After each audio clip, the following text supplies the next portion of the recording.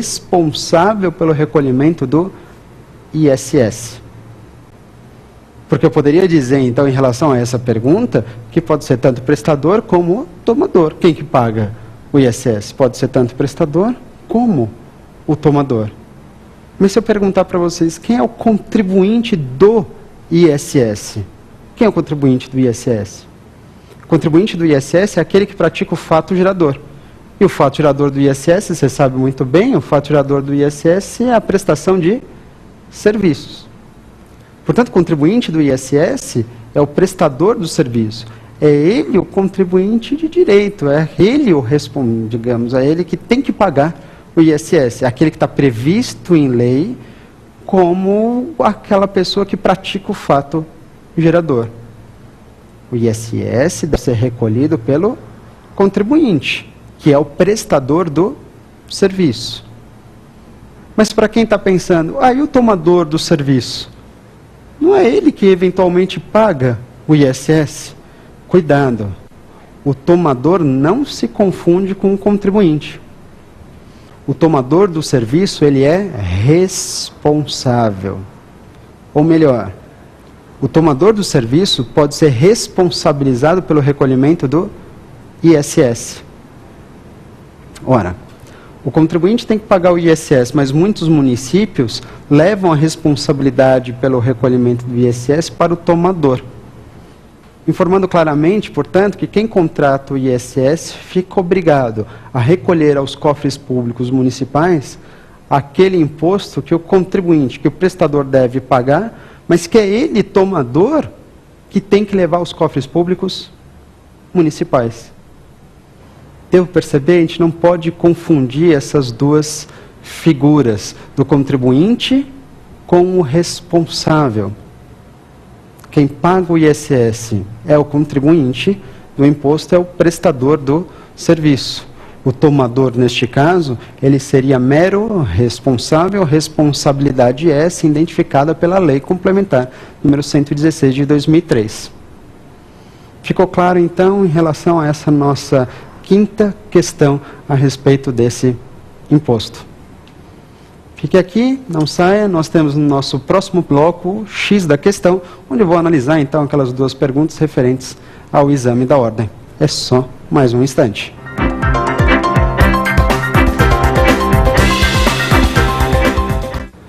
Voltamos então, estamos no nosso terceiro e último bloco desse programa, o X da questão, onde vocês já conhecem. Vou analisar então duas questões, dois testes anteriores de exames da ordem. Vamos lá para o nosso primeiro teste.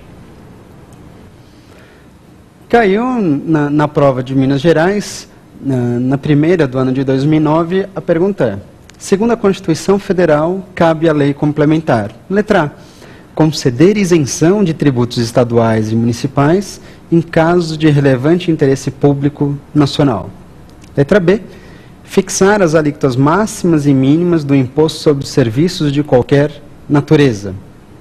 Letra C: cabe à lei complementar criar taxas residuais.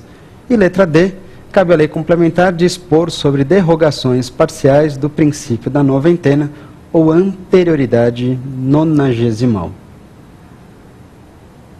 Interessante, então, a pergunta, no final das contas, ele quer saber um pouquinho das funções da lei complementar em matéria tributária. Bom, antes da gente analisar alternativa por alternativa, já vale a pena lembrar que as funções da lei complementar, a rigor, em matéria tributária, você consegue encontrar quase todas as respostas num único dispositivo, no artigo 146 da Constituição. Pode anotar. O artigo 146 da Constituição Federal, ele, de certa forma, ele é conhecido como aquele responsável por determinar as funções da lei complementar em matéria tributária. Mas será que a resposta neste caso, desse teste exatamente, está exatamente nesse artigo 146? Vamos dar uma lida então nas alternativas, uma a uma, e analisá-las? Vamos lá? Bom, a primeira alternativa é aquela que informa que cabe à lei complementar conceder isenção de tributos estaduais e municipais em casos de relevante interesse público nacional. Conceder isenção de tributos municipais e estaduais em caso de relevante interesse nacional. Para quem estiver pensando, olha, eu estou achando que isso é responsabilidade da lei complementar, não se equivoque, não se engane. Porque quando você pensa em relevante interesse nacional, provavelmente você está pensando em um tributo mesmo. Só que neste caso, você está pensando no empréstimo compulsório. Ah, é verdade. O empréstimo compulsório ele pode ser instituído, né, em razão de um investimento público de caráter urgente e relevante interesse nacional. E a ilação que você fez foi perfeita porque o empréstimo compulsório ele deve ser instituído e veiculado por lei complementar. Mas então, cuidado.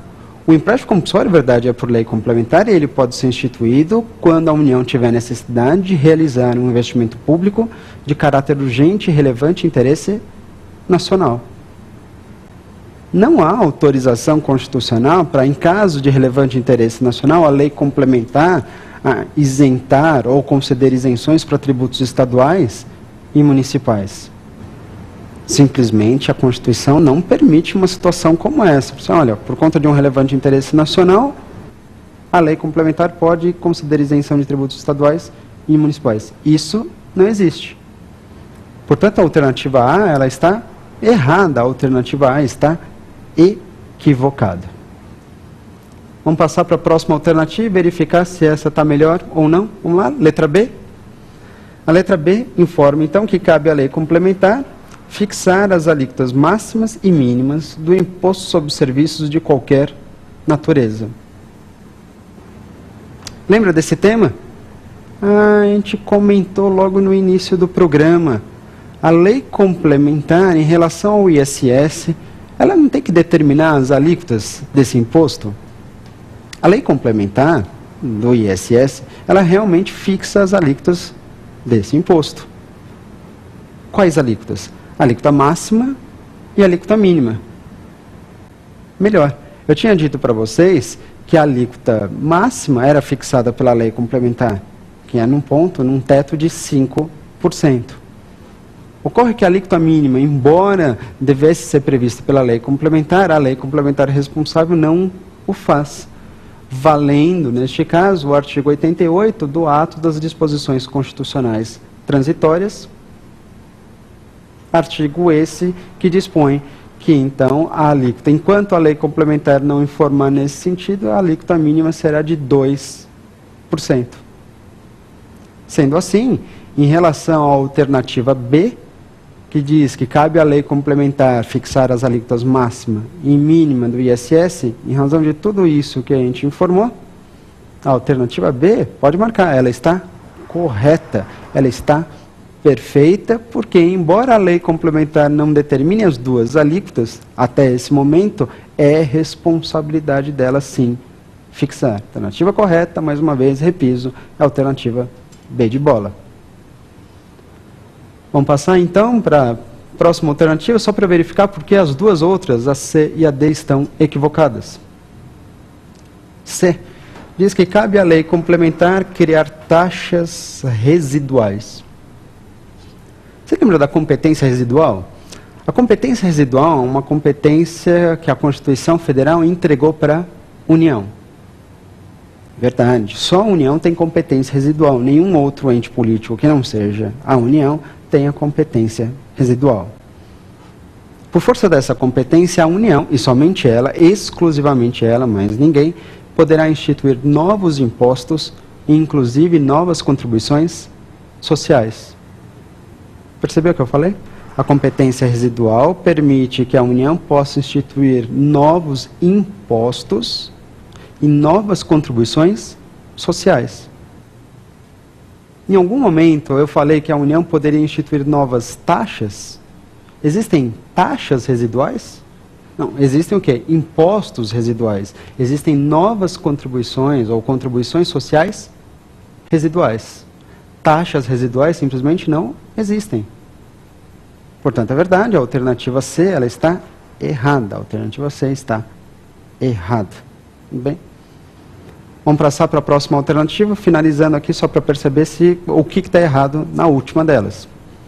D informa que cabe à lei complementar dispor sobre derrogações parciais do princípio da noventena